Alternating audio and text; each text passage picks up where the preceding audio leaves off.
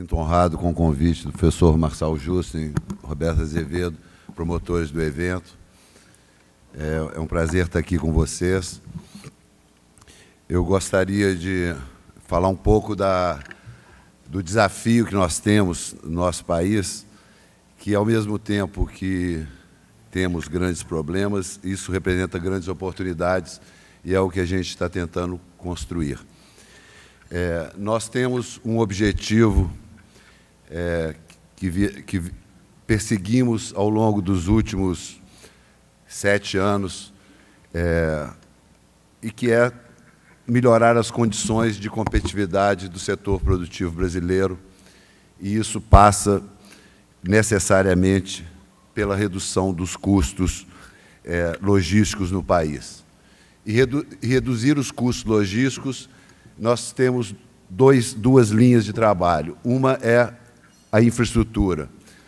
Nós assistimos aqui a palestra do Ferraz, do BNDES, em que ele abordou um pouco a questão do longo tempo que nós passamos sem investir em infraestrutura, e nós temos que recuperar um passivo. Mas, ao mesmo tempo, nós não podemos deixar gerar novos passivos. E nós não podemos fazer esse esforço só pelo governo. Em 2007, nós demos um primeiro passo, que foi o lançamento do PAC, o Programa de Aceleração do Crescimento na área de transportes. Ele mudou um patamar de intervenção pública na infraestrutura de transportes, que investia cerca de R$ 1 bilhão por ano em manutenção e expansão de infraestrutura. Com o Programa de Aceleração do Crescimento, nós passamos para um outro patamar. Hoje, o Ministério dos Transportes investe 20 bilhões por ano em manutenção e expansão de infraestrutura. O PAC trouxe também outros atributos para a gestão pública, e principalmente assegurar os recursos inteiros para o início e a conclusão das obras. Então, todas as obras do PAC, elas têm os recursos assegurados para iniciar e completar a obra. Nós iniciamos um processo de gestão pública desses investimentos, onde nós pudemos identificar as dificuldades que o governo tem no desaparelhamento. Nós sofremos, ao longo do tempo, uma redução da capacidade do Estado brasileiro de gerir as suas ações, e nós implantamos um sistema de recuperação dessa capacidade, monitorando todas as ações e, principalmente, tornando público todas as nossas dificuldades. Ao longo desses últimos anos, o governo fez, de 4 em 4 meses, uma prestação pública de contas das ações que estavam programadas do PAC, revelando, inclusive, as suas próprias incompetências, os seus próprios erros. Isso não é um instrumento muito apropriado pela sociedade, mas é um evento que acontece sempre, e eu acho que ele é muito importante para que as pessoas, os investidores, os fornecedores e os interessados entendam um pouco as dificuldades de se implantar um programa de investimento.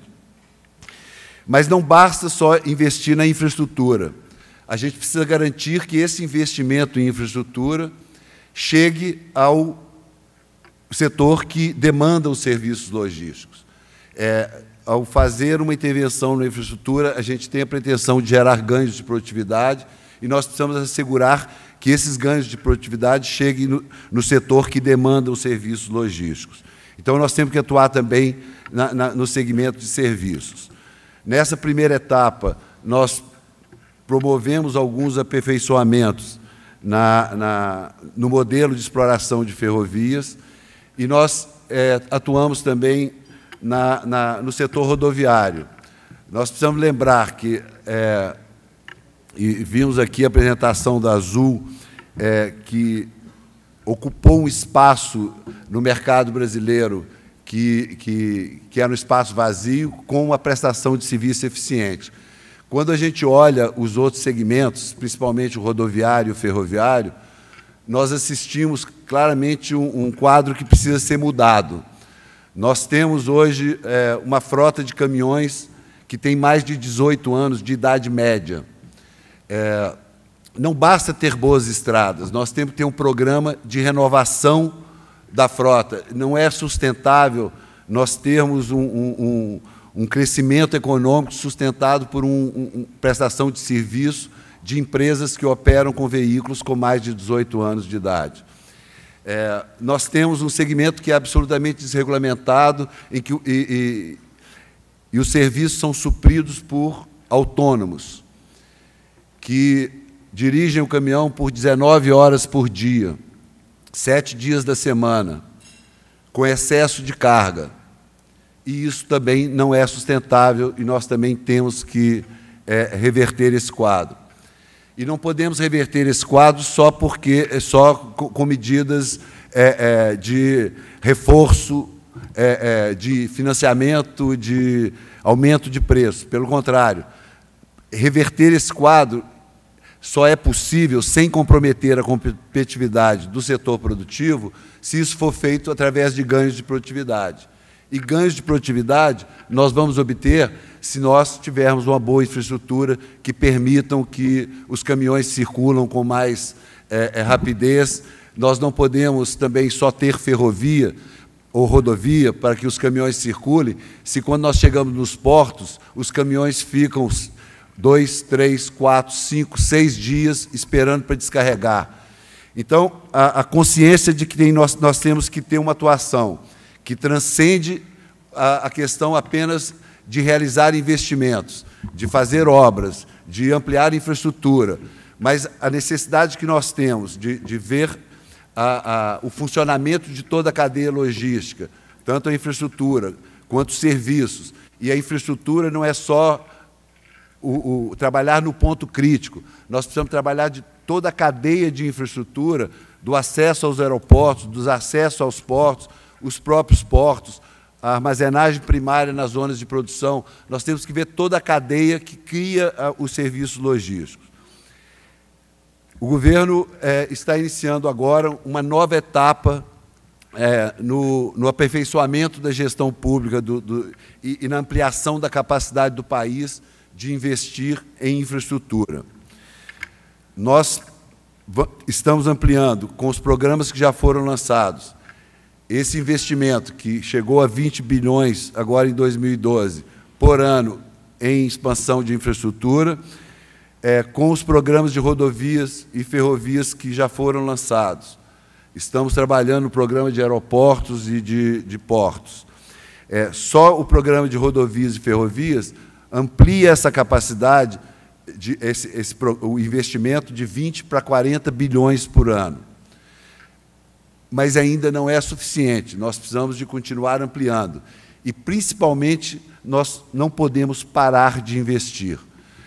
O investimento em infraestrutura não pode ser um evento, ele tem que ser um processo, ele tem que ser contínuo.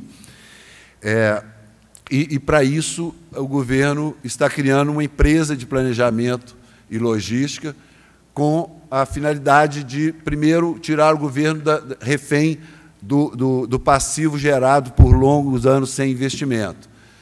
E depois, que nós sejamos capazes de intervir na infraestrutura antes que ela vire um ponto crítico.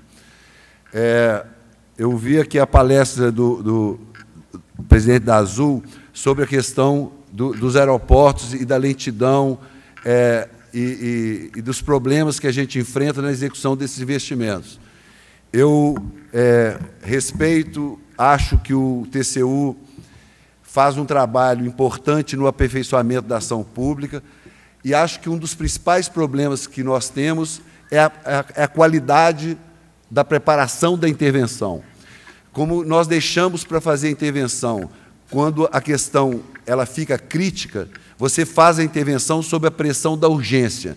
E aí você começa a transigir com a qualidade da intervenção, com a qualidade da preparação da intervenção. Nós temos projetos que não têm a qualidade adequada, nós não temos os estudos ambientais já realizados. Então, quando você decide fazer, você ainda tem um longo caminho a percorrer. E quando você toma a decisão de fazer e coloca isso para a sociedade te cobra que essa ação se realize rápido. E você gera uma frustração de expectativa ao demorar 2, 3 anos. Quando tem problema, demora 7 anos para fazer.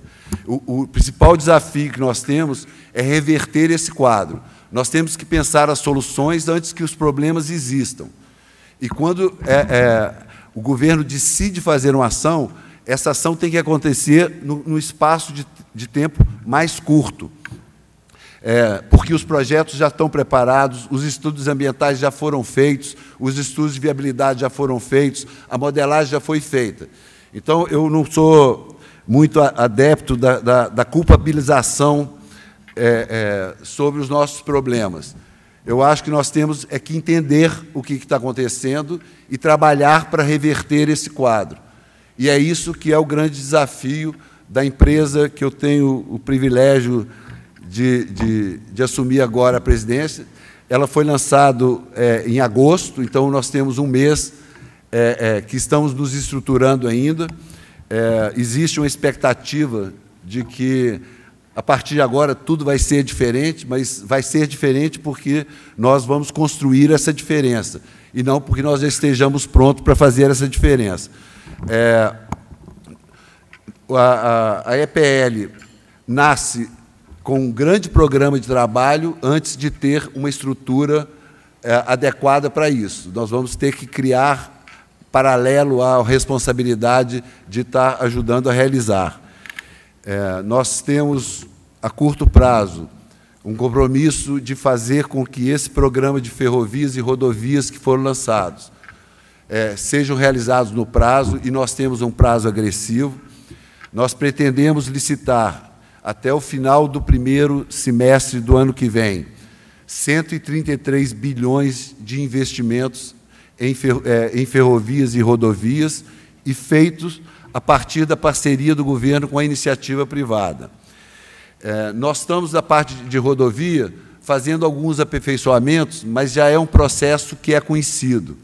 Mas, pela primeira vez nos programas de ação de governo, a parte ferroviária é mais do que o investimento previsto para ferrovias, é maior do que o investimento previsto para rodovias. E é muito maior. Quer dizer, dos 133 bilhões, 90 bilhões são investimentos em ferrovia e 40 bilhões em rodovia. E nós temos no Brasil a ferrovia como um dos principais entraves à competitividade do setor produtivo. Nós temos uma malha ferroviária que 90% dela foi construída há mais de 100 anos, sem ter passado por nenhum processo de reabilitação durante esse período. Nós temos quase 20 mil quilômetros de ferrovias que não são explorados, e não são explorados porque não têm condições técnicas adequadas, porque não atendem à economia, foram construídos para uma economia do século XIX, começo do século XX, e não tem mais nada a ver com a economia do século XXI. E esse desafio é o que eu acho que vai ser transformador na logística brasileira. Além de ser poucas ferrovias que têm condições e fazem um atendimento adequado do mercado, elas cobrem apenas a região sudeste do país. Nós não temos um trecho na região norte e muito concentrado na região sudeste. Esse programa, nós vamos construir 10 mil quilômetros de novas ferrovias, 5 mil são novas ferrovias reabilitando trechos antigos, e nós estamos fazendo uma inovação importante nesse programa, que é criar um modelo que garante que os benefícios gerados por uma malha ferroviária que cobre todo o território nacional chegue ao setor produtivo que vai precisar dessa ferrovia para reduzir seus custos logísticos. Nesse modelo, nós estamos, de um lado, do lado do investidor que vai construir, manter e gerenciar essa ferrovia. Nós estamos retirando o risco de demanda. E nós achamos que, retirando o risco de demanda, aliado ao programa de financiamento que o BNDES está disponibilizando, que prevê o financiamento de até 80% dos investimentos da concessão, nós entendemos que, tomando o risco de demanda, criando um financiamento adequado, nós vamos criar um processo atrativo para o investidor e competitivo do ponto de vista da formação de preço. Ao garantir que nós compramos 100% da disponibilidade, nós vamos construir, na concessão da ferrovia, o menor custo possível para a utilização dessa ferrovia.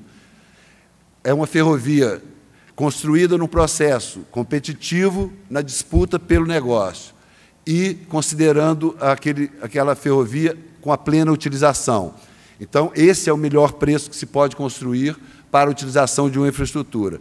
E nós vamos colocar à disposição do mercado essa utilização a esse preço. E nós entendemos que, assim, nós criamos também na outra ponta, na ponta da prestação do serviço, condições de estimular a utilização da ferrovia. E criamos também a figura do operador ferroviário independente, que vai poder, vai permitir que os setores produtivos, os operadores logísticos, criem seus próprios serviços e acessem a ferrovia de uma forma livre. E nós entendemos que esse instrumento para a ferrovia vai permitir ao mercado reduzir em até 30% os seus custos logísticos hoje em relação ao que é cobrado hoje na ferrovia. Porque nós estamos bancando que a ferrovia é um elemento alavancador do crescimento, é um elemento alavancador da atividade econômica, e, ao colocá-la em condições competitivas, no seu o seu maior custo, que é a infraestrutura, a gente colocar no mercado no melhor patamar possível de preço para a utilização, nós vamos garantir a plena utilização. Então, temos consciência das dificuldades, dos desafios, mas nós achamos que nós só vamos reverter esse quadro no Brasil com determinação e com trabalho. E a empresa, a EPL, que foi criada agora, ela vai resgatar um processo que a gente abandonou há algum tempo no país, que é de pensar a infraestrutura e transportes de uma forma integrada, em pensar rodovia, ferrovia, porto, aeroporto, olhando o conjunto e a interdependência que um tem do outro. E, principalmente, qualificar a ação pública na área de infraestrutura e transportes. Então, nós vamos melhorar a qualidade dos projetos, nós vamos disponibilizar projetos que instrumentalizem a ação, vamos trabalhar para reduzir o espaço de tempo entre a decisão e a execução da ação, e acho que isso vai contribuir para mudar o custo logístico no país. Agradeço muito a oportunidade de estar aqui hoje e muito obrigado.